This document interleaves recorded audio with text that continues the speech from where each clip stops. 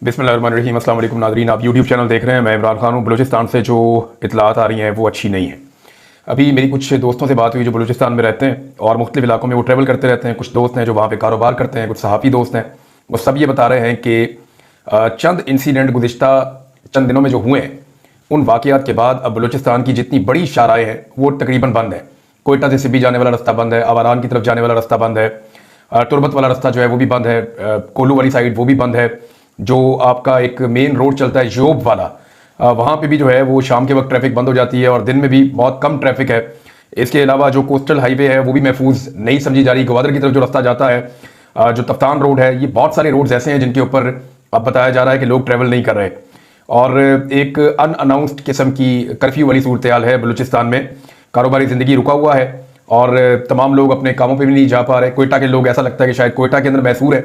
ये खौफ की एक फिजा बनी हुई है। दहशतगर्द चाहते क्या है? वो अपना टारगेट अचीव करना चाहते हैं और उनका जो टारगेट है वो खौफ पैदा करना है, लोगों को डराना है। अब इस वक्त ISPR का एक स्टेटमेंट है, उनकी जानिब से जो इन्फॉर्मेशन आई वो है, और दूसरी जानिब दहशतगर्द भी जो है वो अपने नेटवर्क के जरिए से अपनी इन्फॉर्मेशन फैला रहे हैं। अगर आप दोनों की बातों को एक साइड पर रख के सिर्फ एनी शाहिदीन की बात सुने तो एनी शाहिदीन ने जो नक्शा खींचा है इस सारे दहशतगर्दाना हमले का, वो बड़ा खौफनाक है। यानी सिंपली अभी एक और मैं एनी शाहिद की बात सुन रहा था, मेरे पास मेरे अपने मोबाइल फ़ोन में मेरे दोस्तों ने कुछ इंटरव्यूज़ करके भेजे हैं। वो जर्नलिस्ट हैं, वो ये कहते हैं जी हम तो अपने टीवी चैनल्स पे चला नहीं सकते, ना अपने सोशल मीडिया पे ये डाल सकते हैं। तो ये आप देखिए कि ये किस तरह की बातें कर रहे हैं। अब एनी शाहिदीन जो है वो ये बता रहे हैं कि दहशतगर्द जिस वक्त उन्होंने कंट्रोल कर लिया ट्रेन पे, तो उसके बाद वहाँ पर तकरीबन कोई दहशतगर्दों की तादाद 25 से 30 के करीब थी, इससे ज़्यादा नहीं थी उस वक्त जब कंट्रोल कर लिया। उससे पहले जो दहशतगर्द थे वो बाद लोगों ने रिपोर्ट किया वो बहुत ज़्यादा थे, लेकिन जब ट्रेन रोक ली, पहला मरला हो गया, तो बहुत सारे लोग चले गए। और फिर रात गए जो दहशतगर्दों की तादाद थी तकरीबन कोई 30 से ज़ायद, उनमें से 20-25 अफराद, 20 से 25 वो ये कहते हैं कि वो वहाँ से निकल गए और उन्होंने पीछे 5 से 6 अस्करियत पसंद जो है उनको छोड़ दिया, BLA के लोगों को, और उनको ये कहा कि जनाब हम आपको सलाम पेश करते हैं, आप लोग शहीद हो जाएंगे। अच्छा, 5 से 6 बंदे उन्होंने वहाँ पर छोड़े और इन बंदों के साथ फिर लड़ाई होती रही है फोर्सेज की। और इन 5-6 बंदों के बारे में ये बताया जाता है जो लोग वहां से भाग कर गए, जिन्होंने अपनी जान बचाई, वो ये बताते हैं कि जब FC या पाक फौज के लोग या दूसरी जानिब SSG कमांडोज जो आए थे, वो जब इन्हें एंगेज करते थे तो ये ट्रेनों के नीचे घुस जाते थे और वहां घुस के अपनी जान बचाते थे। बाद औक़ात ड्रोन्स आते थे तो ये नीचे घुस जाते थे और ये फायरिंग करते थे। इसमें वो कहते हैं जी हमें मौका मिलता था और हम थोड़े थोड़े करके वहां से भागते चले गए और इस तरह हम लोग वहां से रेस्क्यू हुए हैं। यानी जैसे जैसे हमें मौका मिला हम वहां से भागते गए। अब ये जो दहशतगर्द वहां से निकले हैं उनके बारे में इत्तला आ रही है कि वो अपने साथ कुछ अहम लोगों को ले गए थे और वो शायद उनके पास यरगमाल है। अब इसमें दो मौक़िफ़ है, एक हुकूमत की साइड का मौक़िफ़ है या ISPR का, वो ये कहते हैं कि हमने उन दहशतगर्दों को भी मारा जो टोलियों की शक्ल में वहां से निकले। दूसरी जानिब जो है वो कुछ सोर्सेज ये बता रहे हैं कि अभी भी कुछ लोग लापता हैं, उनके बारे में पूरा डाटा अभी तक कंपाइल नहीं हुआ है। तो जब तक हमें पता नहीं चलता, पूरा डाटा नहीं आता, हम कुछ कह नहीं सकते कि तमाम लोग बाजियाब हुए या नहीं हुए। अच्छा, इन्होंने बताया कि जी सराइकियों को, पंजाबियों को, सिंधियों को, बलोचियों को और फौजियों को अलग अलग कर दिया गया और फिर उसके बाद जो है वो लोगों को कत्ल भी किया गया और बाद में सारी रात फायरिंग होती रही और सुबह 6 बजे के करीब उन्होंने बताया कि सिचुएशन फिर बदलना शुरू हुई और हम वहां से भागे हैं। अब नाजरीन, यहाँ पे जो पॉलिटिकल क़यादत है उसका बड़ा इंपॉर्टेंट रोल है। ख्वाजा साद रफीक साहब का स्टेटमेंट आया एक, और ख्वाजा साद रफीक साहब ने कुछ होश के नाखून लिए हैं। ये उन सियासतदानों में थोड़े से चीज़ों को हकीकत की नज़र से भी देख लेते हैं। तो ख्वाजा साद रफीक ने कहा कि जाफर एक्सप्रेस सानिया रियासत के सर पर मुसल्लत खतरे का सायरन है। बलोच एरिया आतिश फिशां बन चुका है। रियासत से नाराज अनासर की औलादें पाकिस्तान दुश्मनों के हत्थे चढ़ चुकी हैं। अब मामला यह है कि पाकिस्तान दुश्मनों के हत्थे उनको चढ़ने किसने दिया? ये मौका तो था और ये बार बार मौका था कि उन लोगों को मनाकर मेन धारे में लाया जाता।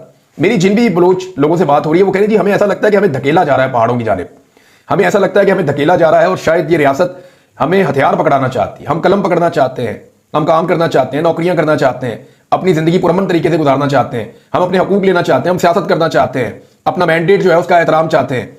तो हम तो रूल ऑफ लॉ के मुताबिक जिंदगी गुजारना चाहते हैं, लेकिन यहां पे हमें ऐसा लगता है कि पहाड़ों की तरफ जानबूझकर धकेला जा रहा है। ये सूरत हाल वहां के लोग इसका शिकवा करते हैं और ये अब से नहीं कर रहे, बड़े लंबे अरसे से कर रहे हैं। अब डॉक्टर अब्दुल मालिक बलोच साहब ने बताया कि जब उनकी हुकूमत थी 2013 में, उनको नवाज शरीफ साहब ने एक मुआहदे के तहत 2.5 साल के लिए उनको और फिर कहा था कि 2.5 साल के लिए हमारा वज़ीर आला आ जाएगा।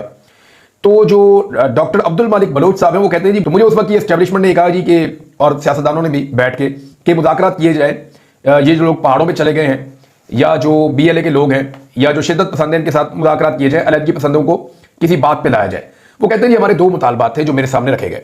मैं गया, वो 2 मुतालबात लेकर मैंने जाके उनसे बात की कि एक आईने पाकिस्तान को मान लो, दूसरा, पाकिस्तान की सिक्योरिटी को चैलेंज मत करो। तो उन्होंने दोनों बातों पर हामी भर ली और उनकी जानिब से कोई बहुत बड़ी डिमांड नहीं थी। वो स्कूल्स मांग रहे थे, नौकरियां मांग रहे थे, कॉलेजेस मांग रहे थे, यानी एजुकेशन का और नौकरियों का हक वो मांग रहे थे। तो उन्होंने कहा इतनी बड़ी बात नहीं थी। मैंने वापस आकर कहा कि इसका एक बड़ा हिस्सा तो मैं बतौर वज़ीर आला भी कर सकता हूं, तो हमें आगे बढ़ना चाहिए। लेकिन उस वक्त उन्होंने कहा जी कि जनरल राहील शरीफ थे आर्मी चीफ और कुछ एजेंसियां भी उन्होंने कहा जी साथ बैठी हुई थी। तो वो कहते जब मैं वापस आया और मैं बहुत खुश था और उनकी टीम को भी बताया, जनरल राहील शरीफ की, और सबको मैंने आगाह किया। लेकिन यहां एस्टेब्लिशमेंट में एक स्कूल ऑफ थॉट मौजूद है और उस वक्त भी था जिसने कहा कि हम इनको एलिमिनेट कर देंगे, यानी हम इनको मार देंगे, आप बेफिक्र हो जाएं, हम इनसे निपट लेंगे। तो अब उन्होंने कहा जी कि उस वक्त की बात और है, तब मैंने काफी हद तक बात बना दी थी। अब ये मामला चले गए नौजवानों के हाथ में और ये जिन नौजवानों के हाथ में चले गए हैं वो कंट्रोलेबल उस तरह से नहीं है जैसे पहले मैं उनसे बातचीत करके आ गया था। ये जनाब अब्दुल मालिक बलोच साहब ने ये बात बताई है। शौकत बसरा साहब जो पाकिस्तान तहरीक इंसाफ से हैं, उन्होंने एक स्टेटमेंट दिया इस मौके की मुनासबत से। शौकत बसरा साहब कहते हैं कि बलूचिस्तान में इतने बड़े साने के बाद बजाय इसके कि सिक्योरिटी इदारे अपनी नाकामी का जायजा लें कि आखिर दहशतगर्द एक पूरी ट्रेन को हाईजैक करने में कैसे कामयाब हो गए, मिलिट्री एस्टेब्लिशमेंट और इसकी मुसल्लत करदा कठपुतली हुकूमत का सारा फोकस इमरान खान और तहरीक इंसाफ को दबाने पर है। अब नाज़रीन, बलूचिस्तान की सूरत हाल जो है वो बहुत अजीब है। यानी उसका अगर आप एक लाइन के अंदर जायजा लें तो वो ये है कि बलूचिस्तान एक बहुत अमीर इलाका है। यानी अगर उसकी सरजमीन के अंदर आप देखें तो दुनिया भर की मादनियात हैं। लिथियम वहां पे है, कॉपर वहां पे है, सोना वहां पे है, वहां पे गैस वहां निकलती है, पेट्रोलियम वहां निकलता है, तो धातुओं से भरा पड़ा है। रेयर अर्थ एलिमेंट्स जो है वो बलूचिस्तान में मौजूद है। तो बलूचिस्तान एक बड़ा अमीर तरीन खित्ता है। यानी अगर अमारत के हिसाब से देखा जाए तो जमीन के अंदर से बलूचिस्तान बहुत अमीर है, सबसे अमीर है, इस खित्ते में सबसे अमीर है। लेकिन अगर आप जमीन के ऊपर देखें तो बलूचिस्तान सबसे गरीब है। ना उनके लोगों के पास खाने के लिए है कोई ठीक तरीके से, ना ढंग के उनके पास कपड़े हैं, ना ढंग के उनके पास घर है, ना उनका कोई लिविंग स्टैंडर्ड है। गैस निकलती बलूचिस्तान से है, इस्तेमाल लाहौर के डिफेंस में होती है।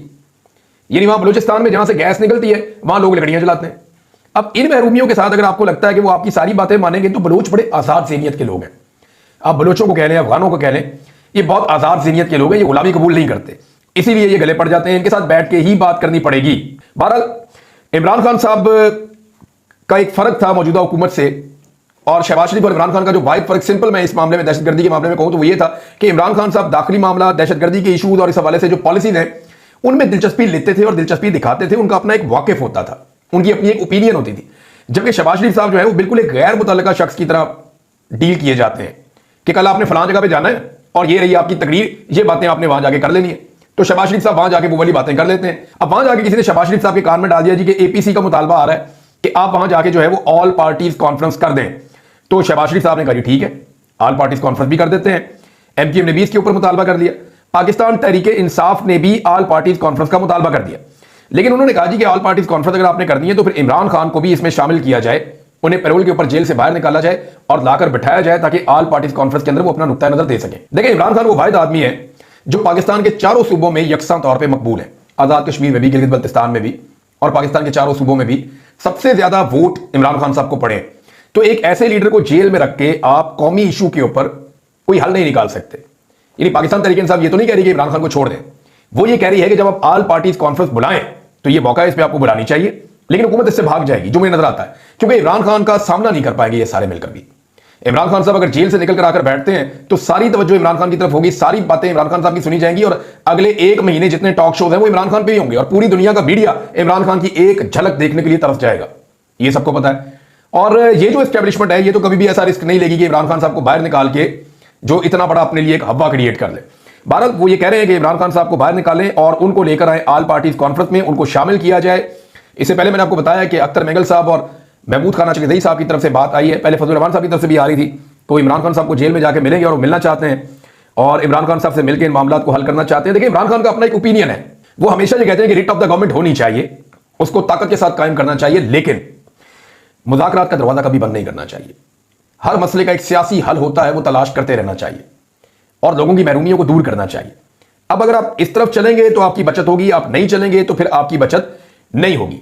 आलिया हमदा साहिबा ने एक स्टेटमेंट दिया, उन्होंने कहा जी इमरान खान एक छींक भी मार देता है ना तो 8 हुकूमती वजीर लगातार प्रेस कॉन्फ्रेंस करते हैं, सारा दिन प्रेस कॉन्फ्रेंस करते रहते हैं। लेकिन जाफर एक्सप्रेस पर हम उनसे कहते रहे कि कौम को ब्रीफिंग दें, अगला एक्शन प्लान शेयर करें, लेकिन 48 घंटों में एक प्रेस कॉन्फ्रेंस भी हुकूमती वज़रा की जानिब से नहीं की गई।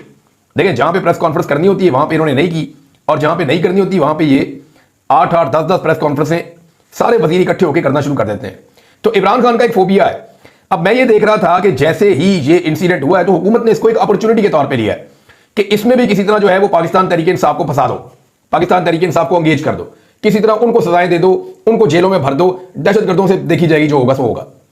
अब एक और नया बयानिया नाज़रीन फैलाया जा रहा है। ये हुकूमत के कुछ जो सहाफ़ी हैं वो या एस्टेब्लिशमेंट से करीबी ताल्लुक़ रखने वाले जो जर्नलिस्ट हैं वो ये कह रहे हैं कि इस वक्त जो तनकीद है इदारे के ऊपर या इंटेलिजेंस एजेंसियों के ऊपर वो दहशतगर्दों का साथ देना है। नहीं जी, ऐसा तो नहीं हो सकता। दहशतगर्दों का साथ देना, को बंदूकें उठा के चल पड़े दहशतगर्दों के साथ? भाई सवाल सिंपल है कि इतना बड़ा दहशतगर्दी का हमला हो गया, इंटेलिजेंस फेलियर है या नहीं है? और अगर ये इंटेलिजेंस फेलियर है तो कौन से इंटेलिजेंस वाले इसके लिए जिम्मेदार हैं, और जो जिम्मेदार है उनका एहतसाब किया जाए ताकि आइंदा इस तरह के वाक़े से हम बच जाए। यानी सियासतदान का हमने एहतसाब करना है, पुलिस वाले का हमने एहतसाब करना है, ब्यूरोक्रेट का हमने एहतसाब करना है, हर तबके का हमने एहतसाब करना है, लेकिन जो जिम्मेदार है एजेंसियों का हमने कभी एहतसाब नहीं करना, इनको पूछना ही नहीं है, जो मर्जी करें। मामला यह है कि ये एक नेग्लिजेंस है और यहां पे एक बहुत बड़ी मिस्टेक है कि इतना बड़ा इंसिडेंट हो गया और इंटेलिजेंस एजेंसीज का फेलियर हो गया, तो इसके ऊपर सवाल उठाना किसी किस्म की गद्दारी या बगावत नहीं हो सकती, पूरी दुनिया में उठाए जाते हैं। हत्ता कि जब डोनाल्ड ट्रंप के ऊपर अटैक हुआ तो अमेरिका के अंदर कोई भी ऐसा छोटा बड़ा इंसिडेंट हो जाता है तो वो अपनी एजेंसीज को अकाउंटेबल करते हैं, उनसे सख्त सवालात करते हैं, उन्हें लाकर कटहरे में खड़ा करते हैं। क्या पाकिस्तान में हो सकता है कि डीजीआईएसआई को बुला के कौमी असेंबली में सख्त सवालात किए जाएं? क्या ये हो सकता है कि डीजी मिलिट्री इंटेलिजेंस को बुला के सख्त सवालात किए जाएं? इवन यहां पे तो जो आईबी का डीजी है उसको बुला के सख्त सवालात नहीं किए जा सकते असेंबली के अंदर। अमेरिका में ये होता है, बरतानिया में ये होता है, जिन मुल्कों के हम मसाले देते हैं वहां पर ये सारा कुछ होता है, लेकिन यहां पाकिस्तान में ऐसा नहीं होता। नईम लोधी साहब जनरल रिटायर, उन्होंने बड़ी दिलचस्प बात की। इससे पहले एक ऐसी बात जो है सरवर बारी साहब ने भी की थी। जितने भी दिमाग पाकिस्तानी बन के सोच रहे हैं ना, जितने लोगों को थोड़ी समझ है और वो कॉमन सेंस से काम ले रहे हैं, वो एक ही बात कर रहे हैं सारे के सारे लोग कि होश के नाखून ले लो। जैसे ख्वाजा साद रफीक ने बात की, जैसे डॉक्टर अब्दुल मालिक बलोच ने बात की, जैसे अख्तर मेंगल ने बात की, जैसे महमूद खान अचकजई ने बात की, जैसे असद कैसर ने बात की, जैसे शेर अफजल भरवत साहब ने बात की। ये सारे लोग ये कह रहे हैं कि होश के नाखून लो, रेत की तरह हाथ से फिसलती जा रही है चीजें आपके। आज बलूचिस्तान की सड़कों के ऊपर हू का आलम है, शाहराहों के ऊपर से लोग गुजरने से डर रहे हैं, ट्रेन के अंदर लोग महफूज नहीं है, सड़कों पे लोग महफूज नहीं है, वजीर महफूज नहीं है। ये आते हैं, आकर चेक पोस्टों पे और थानों पे हमले करते हैं और असला लेकर चले जाते हैं। अंदाजा कीजिए आप। और पूरे बलूचिस्तान के अंदर जितनी आपकी बलोच बेल्ट है वहां पे बीएलए के लिए हमदर्दियां पैदा हो रही हैं लोगों के दिलों में, क्योंकि लोगों के मैंडेट का एहतराम ही नहीं किया गया। अब नईम लोधी साहब कहते हैं कि क्या कोई बचाव का रास्ता मौजूद है? जी हां, बिल्कुल मौजूद है। कोई मानने को तैयार नहीं कि इस गंद में मुल्क को हम सब ने मिलकर धकेला है। सबको तौबा ताइब होना पड़ेगा, मिलकर बैठना पड़ेगा। इमरान खान, नवाज शरीफ और जरदारी साहिबान को एक दूसरे का मैंडेट मानना होगा, आइन की बिगड़ी सूरत को दोबारा संवारना होगा, हर इदारे को वापस अपने काम पर पूरी तवज्जो देना होगी। एक ग्रैंड डायलॉग के बाद आइंदा का लायामल बनाना होगा। किसी को माइनस ना पहले किया जा सका ना ही अब मुमकिन है। जितनी जल्द ये बात समझ लें उतना ही बेहतर है और तबाही का सफर खत्म करके तरक्की का सफर शुरू हो सकता है। ये जनाब नईम लोधी साहब ने भी एक सेन अप्रोच के साथ बेहतर बात की है। अब नाज़रीन, एक और चीज पर मुझे हैरत होती है, ये हमारे सहाफी दोस्त भी करते हैं, बहुत सारे और लोग भी करते हैं, और मीडिया भी ये पूरा का पूरा इसी काम पे लगा होता है, एस्टेब्लिशमेंट भी यही करती है कि जब भी कभी खैबर पख्तूनख्वा में हमला होता है ना कोई, तो वहां की सूबाई हुकूमत पे जिम्मेदारी डालते हैं, गंडापुर जिम्मेदार है जी, वो काम नहीं कर रहा। खैबर पख्तूनख्वा में कोई भी दहशतगर्दी का वाकया हो तो गंडापुर जिम्मेदार है जी। लेकिन आपने कभी सुना मीडिया में कि सरफराज भुट्टी जिम्मेदार है, या इन्होंने आवाज उठाई हो या कोई ऐसी बात की हो? यानी अगर खैबर पख्तूनख्वा में वाकया हो जाए तो गंडापुर जिम्मेदार है या पाकिस्तान तहरीक इंसाफ की हुकूमत और इमरान खान जिम्मेदार है। लेकिन अगर यही वाकया किसी और सूबे में हो जाए तो दहशतगर्द भारत, रॉ और पाकिस्तान तहरीक इंसाफ जिम्मेदार है। अंदाजा कीजिए आप कि उधर भी पाकिस्तान तहरीक इंसाफ को फिट कर देते हैं। इस मुनाफकत के साथ हम दहशतगर्दी की लड़ाई में कौम को इकट्ठा नहीं कर सकते। ये आप मेरे से लिख कर ले रहे हैं कि दहशतगर्दी के खिलाफ जो लड़ाई चल रही है इसमें कौम कभी इकट्ठी नहीं हो सकती जब तक आप भारत को, रॉ को, अफगानिस्तान को और पीटीआई को जो है वो इकट्ठा सामने रख के और रगड़ा सिर्फ पीटीआई को लगाते रहेंगे। तब तक कभी भी आप इस दहशतगर्दी की वेव में से नहीं निकल सकते। नाज़रीन, दो खबरें मैं आपके सामने और रख देता हूं। एक खबर नाज़रीन आसिफ अली जरदारी साहब के हवाले से है। जरदारी साहब ने और बिलावल ने जो झूठ बोला कि उन्हें बड़ी फिक्र है, उन्हें इस बात की फिक्र है कि जनाब हमारे साथ बड़ी ज्यादती हो गई और सिंध का पानी जो है वो इधर हो गया तो उधर हो गया। तो मैं आपको एक अकाउंट दिखा रहा हूं, ये देखिए, ये सदर पाकिस्तान का अकाउंट है, द प्रेसिडेंट ऑफ पाकिस्तान। इसके आगे जो ब्लू टिक होता है वो ग्रे कलर का है। इसका मतलब ये है कि ये ऑफिशियल अकाउंट है उनका, और इसको जो ट्विटर है या एक्स है वो इसको एक्सेप्ट करता है कि ये सदर पाकिस्तान का अकाउंट है। इसके जो फॉलोअर्स हैं उनकी तादाद भी कोई 7.25 लाख के करीब है। ये आरफ अलवी साहब के टाइम पे भी था मेरे ख्याल में, और ये वही आसिफ अली जरदारी साहब भी उनकी टीम इस्तेमाल करती है। अब ये अकाउंट क्या बता रहा है, ये जरा आप खबरें देखें। इस अकाउंट के मुताबिक 8 जुलाई 2024 को आसिफ अली जरदारी साहब ने एक मीटिंग ली थी और उस मीटिंग में आसिफ अली जरदारी साहब ने जिन नहरों के बारे में अभी ये मगरमच्छ के आंसू बहा रहे हैं ना, वो ये कह रहे हैं कि सिंधियों का पानी चोरी किया जा रहा है या सिंधियों के हक पे डाका डाला जा रहा है, ये डाका आसिफ अली जरदारी साहब ने खुद डाला था। और जो प्रेसिडेंट ऑफ पाकिस्तान है उनके अकाउंट के ऊपर जो ट्वीट हुए हैं मैं आपको पढ़ के सुनाया दूं। नंबर 1, ग्रीन पाकिस्तान मंसूबे के लिए 6 स्ट्रेटेजिक नहरों की तामीर की जाएगी। स्ट्रेटेजिक नहरों में चश्मा राइट बैंक, कच्छी, रेनी, ग्रेटर थल, चोलिस्तान और थर कैनाल शामिल हैं। नहरों से मुल्की काबिले काश्त रकबा, लाइफ स्टॉक और माहीगीरी की सलाहियत बढ़ाने में मदद मिलेगी। दूसरा, जनाब जरदारी साहब कह रहे हैं कि सदर मुमलिकत की ग्रीन पाकिस्तान मंसूबे के लिए स्ट्रेटेजिक नहरों पर काम शुरू करने की हदायत। ये 6 नहरों पर जरदारी साहब खुद हदायत दे रहे हैं कि फौरन काम शुरू करो। जरदारी साहब खुद कह रहे हैं कि ये नहरें बहुत जरूरी हैं। जरदारी साहब के पैगाम में नहरों के नाम मौजूद हैं और बाकायदा ब्रीफिंग लेके जरदारी साहब ने इसके ऊपर हुक्म दिया था 8 जुलाई 2024 को। फिर कहते हैं पानी का ज़िया रोकने के लिए स्ट्रेटेजिक नहरों की कंक्रीट लाइनिंग की जाएगी। तो जरदारी साहब ने जनाब नहरों के हवाले से ये वीडियो भी है जनाब, ये उनके अपने अकाउंट पे लगी हुई है। बहुत खुश है आसिफ अली जरदारी, उनके साथ मोहसिन नकवी, उनके साथ जो है ये कुछ यूनिफॉर्म में फौजी अफसरान बैठे हुए हैं और उनके साथ कोई एक ब्यूरोक्रेट बैठा हुआ है। तो जनाब इन्होंने तो खुद सिंध का पानी दिया। वो सही कहते हैं, क्या नाम है उनका, उमर अयूब साहब जो अपोजिशन लीडर है, वो कहते हैं ना कि ये बाप बेटे ने मिलकर सिंधियों का पानी बेच दिया है। सिंध का जो किसान है उसको इन्होंने मारा है। द प्रेसिडेंट ऑफ पाकिस्तान का जो अपना ऑफिशियल अकाउंट है वो ये सारी कहानी सुना रहा है, कोई और क्या सुनाएगा। नाज़रीन, तलाल चौधरी साहब ने इनकी आप काबिलियत चेक करें, इधर आप काबिलियत चेक करें। पहले आपको मैं स्टेटमेंट पढ़ के सुनाऊंगा, फिर आपको बताऊंगा कि ये करते क्या है। काबिलियत चेक करें। जो लोग कहते हैं कि वजारत दाखिला का काम नजर नहीं आता, क्या मोहसिन नकवी साहब कुर्सी से चिमटे रहे? आप काम देखें ना, जो अंडरपास 2 साल में बनता है वो 40 दिन में बन जाता है। लो जी, वजीर दाखिला का काम अंडरपास बनाना है। ये इनकी टोटल अकल है, ये इनकी टोटल जहानत है और ये इनकी एडमिनिस्ट्रेशन की और गवर्नेंस की समझ है। और भाई वजीर दाखिला पाकिस्तान का वजीर दाखिला है, अमन व अमान के मामलात हैं और चीजें करनी है, ये एक सिटी मेयर का काम होता है या वहां का जो ब्यूरोक्रेट है, डीसी है, ये उसका काम है। जो वहां का लोकल बॉडीज का नुमाइंदा है, ये उसका काम है कि अंडरपास बन रहा है, कोई पुल बन रहा है, कोई सड़क बन रही है, कोई तामीर हो रही है, कोई पार्क बन रहा है, वो ये उनके काम है।